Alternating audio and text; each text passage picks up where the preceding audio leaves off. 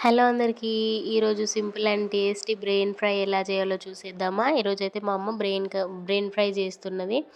చాలా టేస్టీగా ఉంటదండి. ఫస్ట్ అయితే ఒక బౌల్‌లో కొంచెం ఆయిల్ పోసుకొని, కొంచెం కరివేపాకు, ఇంకా తర్వాత కొంచెం అల్లం వెల్లుల్లి పేస్ట్, తర్వాత కొంచెం పసుపేసుకొని మంచిగా కలుపుకోవాలి. దాని తర్వాత మనం పక్కకు పెట్టుకున్న బ్రెయిన్ ఉంటది కదా! మేక బ్రెయిన్ అది తీసుకొని ఆయిల్ ఏసేసుకోవాలి. ఏసేసుకొని మంచిగా ఇట్లా ముక్కలు ముక్కలు చేసేసుకోవాలి ఫస్ట్. లేకపోతే అట్లనే ఉండిపోతదది. ఫస్ట్ కొంచెం ముక్కలు ముక్కలు చేసుకొని ఫ్రై చేసుకోవాలి. కొంచెం సేపు అట్లనే కలుపుతా ఉండాలి. అది కొంచెం ఫ్రై అయిన తర్వాత కొంచెం సేపు అట్లనే ఆయిల్ ఉడకబెట్టుకోవాలి. తర్వాత కొంచెం సాల్ట్, ఇంకా కారప్పొడి ఏసుకొని మంచిగా కలుపుకోవాలి. కలుపుకొని కొంచెం అట్లనే ఫ్రై చేసుకుంటూ కొంచెం సేపు ఉడకనివ్వాలి. కారం గిన అంతా మంచిగా కలిసేటట్టు. తర్వాత కొంచెం గరం మసాలా, కొత్తిమీరేసి కొంచెం సేపు అట్లనే మూత పెట్టి ఉడికించుకోవాలి.